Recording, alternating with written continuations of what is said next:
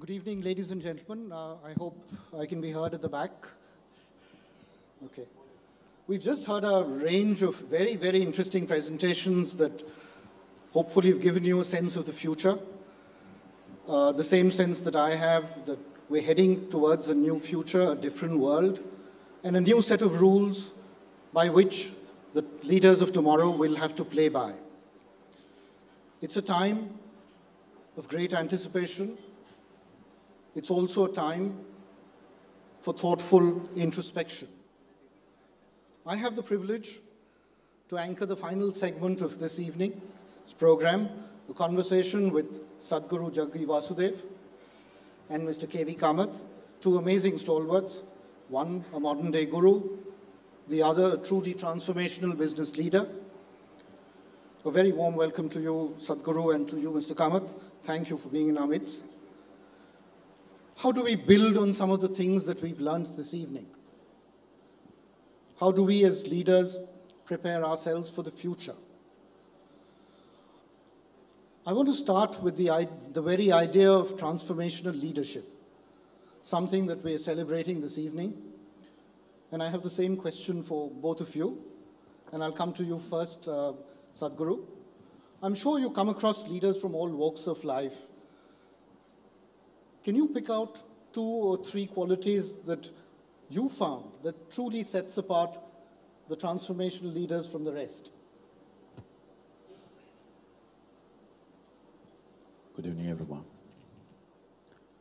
The most important thing about being a leader is it's not because somebody wants to become a leader, he becomes a leader. That could be in the political space, but in social life and in business, it's because someone is capable of something that most other people are not capable of, he becomes a leader. He is able to see something or do something which everybody else is not able to do. So, the many leaders I have met, when I have a more intimate relationship with these people, what I find is they're extraordinary people. One reason is they pay attention to detail. Another reason is they have been constantly working on their competence rather than wanting to be leaders. Leadership has happened as a consequence, not as a desire. These are 2 things I always found with truly great leaders around us. Very interesting. Mr. Kamath, in your book, what is the DNA of a truly transformational leader? I guess there are 2 core things that I would look at. One is the ability to see the future, and second is the ability to execute on what you see. When I say see the future, is not whims and fancies, not looking into a crystal ball. It's basically to scan the environment and maybe make that connection, that leap to what is possible from what appears impossible, and then have the conviction that this can be executed on. Again, say this can be executed on is easy. You need to make that happen too. Put the team in place, see that the team is motivated, goals are set, and then execute, drive them to success. So I think these would be the 2 key things. You asked for 2 key things, and to me, these would be the 2 key things. And you can use one example of seeing the future and execution of it in the context of, let us say, Steve Jobs. I don't have to say anything more. Sure. We also had another Steve Jobs in India. About 2 weeks ago, India lost one of her beloved sons, Dr. Verghese Kurian. I think his story of how he created the world's one of the most biggest and most successful cooperative movements, I think will inspire generations to come in this country. But sadly, if one were to look around, you get the sense that there are not too many Koreans around us. And then there's a growing sense that we do have a leadership vacuum, not just in business, but in politics and in all spheres of public life. So my question is, as a society, if India were to be blessed with many more transformational leaders like Kurian, who leave their mark in society, what is that one thing that you reckon needs to be changed? Well, I think I entirely endorse that Verghese Kurian was a leader in the same light as Steve Jobs. I sincerely believe so. As I was driving here, I was reading the question, And actually I was trying to juxtapose what he did and what Steve Jobs did in the context of Apple. Completely different context. But I think he saw the future. And that future had to be made to happen. It wasn't there ready for the taking. And he executed on that. So I guess that he epitomizes that ability to see into the future and execute. I don't think there is one thing that you can really say that is needed in a leader or in person A or person B to make a transformational change happen. I think it's several small things, and these add up to making a success. So if you look back at last 15 years in the Indian context, I'm not looking at in the global context, when you see transformational change that has happened, let us say in government, it is just a few people. And they have happened from time to time. They have happened every 3-4 years. One transformational leader has happened, and you then see the benefits of that carried forward to the next 7-8 years. So I guess that I would stop looking at one quality and then try to look at a whole set of things that make this happen. Right. I think when it comes to jobs, it was about harnessing the technological breakthroughs. When it comes to our own Korean, the important thing is breaking the mindsets of people. A very important statement that he made during his life was when people stood for… when they lined up to collect money for the milk that they delivered, they had an issue that some people wouldn't stand with somebody else who was of a lower caste or whatever. So he said, nobody has to stand with anybody. But if you want to pay paid, you got to be in this line. So it was more about breaking mindsets and establishing a movement. This is one thing we need to understand in a country like India. Whether it's a business idea or a political idea or a social idea or an ecologically relevant idea, if it has to become nationwide, if it has to really touch people, it will not work as a policy. It has to be a movement. You have to somehow give it the quality of a movement, then only it touches everybody. Otherwise, however a great idea it may be, it still doesn't touch people because that's where Indian people still are. Right. Powerful. If you heard some of the presentations this evening, particularly what William Bissell or even Nitin Paranjpe talked about, the need for a wider and a different set of metrics that measure real progress.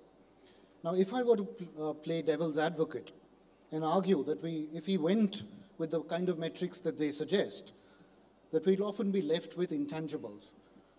Now, what does that do to a school of thought that believes what you can't measure, you can't really manage? I know what I say now is going to be unpopular because we have the percentages already. Should businesses focus on their CSR or should they just focus on profit? I personally think businesses should just focus on profit. It is just that our perception of profit needs to evolve a little bit. Profit is not just about your, bi-monthly or quarterly balance sheet.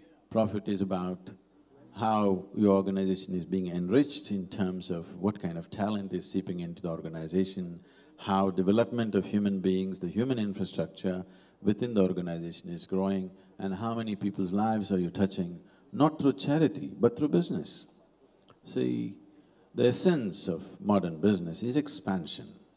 Whether you manufacture a safety pin or a computer or a spacecraft, the important thing is you want to make sure all the 7.2 billion people use your safety pin, that's the thing. So, our idea of profit has to evolve, but business must be profit-oriented, otherwise it will just lose its…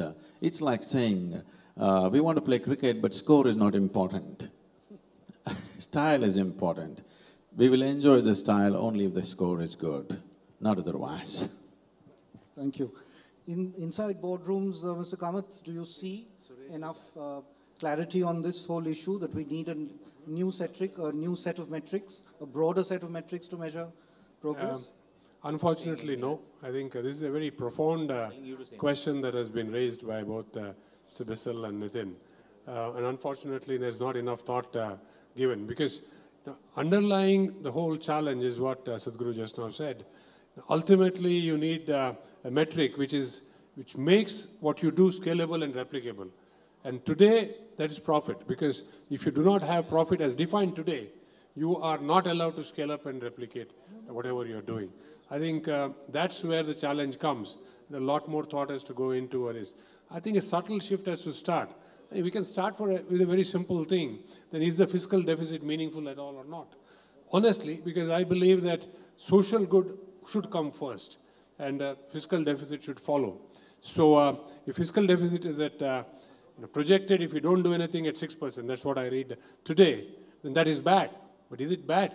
I do not know, because it is in the pursuit of social good that this deficit is arising. Of course, I'm assuming waste is cut out and so on and so forth. I think this is a profound question which needs more thought. But I would cheer the two leaders who have raised this question. Fantastic. I just quickly move on to another issue which I think we'd all need to think about. I think we're living in an era where leaders seem to be struggling to do the right thing. More often than not, they know exactly what needs to be done, but they simply can't bring themselves up to doing it. So the question is, are we losing the courage to do the right things? Is that disappearing for our public life? And for that, I'll call upon a rather exceptional gentleman who's in our midst this evening, who stood up many times in his career to authority, even at the risk of losing his job and wrecking his career. Dr. E. Sridharan is in our midst today, the chairman and the founder of the Delhi Metro, the chairman of the Konkan Railways. Can I request a mic to...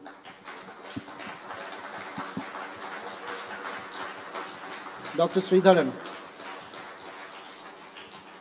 Thank you, sir, for coming all the way from Kochi to be in our midst. My question to you is, why are our public leaders so short on moral courage? Well, Indrajit Gupta, you are very, very right. I think there is a severe shortage of leaders who can stand up to politicians and to bureaucracy today. That is why we are not able to achieve much in our country. The main reason being that we are always hankering after some favors from politicians or some concessions from the bureaucrats, so that we lose the focus on what we want to do. I think if we have the courage, if we have the integrity, and the desire to do achieve what we want, it is possible to stand up and get things done. I think I have been largely successful in what I wanted to do. That is how I've been able to complete the Konkan Railway on time and the Delhi Metro also very successfully. And with the success of Delhi Metro, it has been possible to spread the metro revolution to many other cities in the country as well. I think the time has come for people to stand up for a cause and then work for it. Dr. Sridharan, I have one more follow-up question. Can you kind of help us understand why it pays to do the right thing? You've demonstrated that many times in your career at great cost to your own personal growth. Any examples, any anecdotes that come to your mind that best illustrate the point? Oh, I have a number of instances like that where the politicians wanted something to be done and I was not obliging them and they were quite unhappy about it. They wanted to dislodge me from the position I was holding. But somehow, with God's grace, it was possible for me to pull through and get whatever I wanted to do. A number of such occasions had taken place. I mean, it's difficult to enumerate this in this audience now. Sure. Thank you, Dr. Sridharan. That's in some ways, the crisis of leadership that we face, Sadhguru. And I wanted you to kind of respond. Are we losing the courage to do the right thing? Do you agree?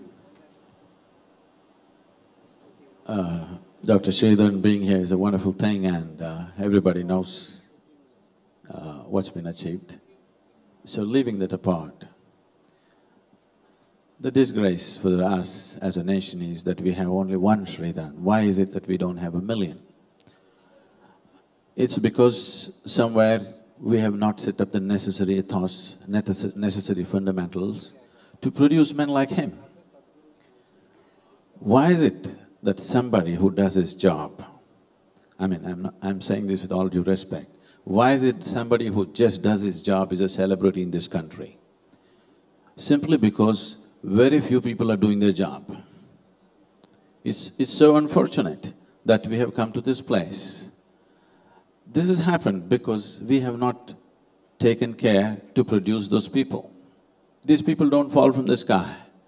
An individual person makes himself like that, or a society cultures such people. We have not cultured such people. Like just now Akhil Gupta was saying, we will beat China, we got everything. Yes, that's true. There are many cultural advantages we have, many innovative advantages we have, but we have corruption.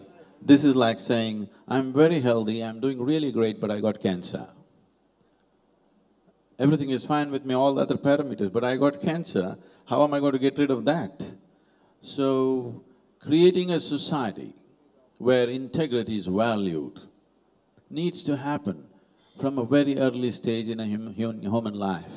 Right now, that's completely missing, and fortunately, as a society, we have to do a lot of work on this.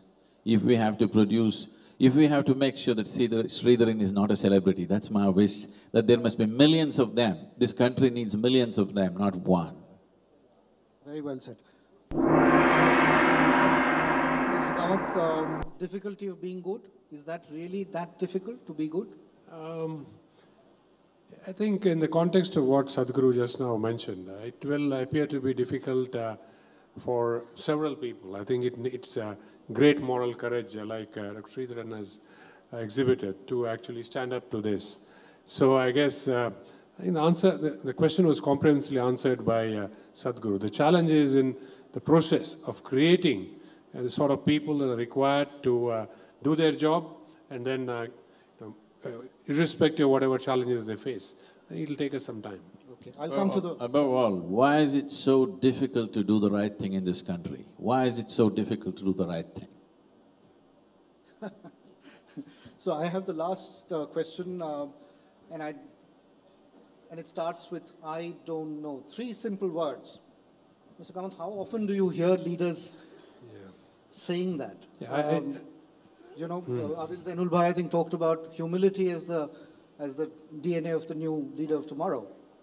What does it take for successful people to stay humble and intellectually curious? What's your take? I don't think any leader will truly succeed in the long run till he or she has learned to say, I don't know. I think I don't know has to come very easily to a person to really succeed in whatever he or she is doing. So I guess that humility has to be a way of life, the way we relate to, I would say, in our organizational context and in the larger context, in the societal context. I think that to me is humility. And that I think underpins success. So it has to be in your DNA. There is no I think, 2 ways about it. You may succeed for some time, but if you need to endure, I think you need to build that into your DNA. Sure. How easy or difficult is that to do that? I do not know is a spiritually very significant statement. And for the business leaders, if they say it too often, nobody will see you as a leader. So, I do not know. Humility. Humility can be very pretentious. I would say everybody having pride in what they're doing is more important than having humility, because pride is never pretentious. And when you're proud of what you're doing, you will try to handle it as sensibly as possible. I think what we need is more sense, all-round sense than humility. Humility will naturally come if you take a sensible look at your own life. You will clearly know what your capabilities are, what your limitations are. When you're conscious of your limitations, humility will come as a consequence. But trying to take an attitude of humility could be very deceptive. I would prefer that everybody takes pride in what they're doing, because pride and being successful and being proud of your success keeps you clean. You will not go off the track because it matters to you. Thank you, Sadhguru. Thank you, Mr. Kamath. Been a truly enlightening session, and back to you, Suresh.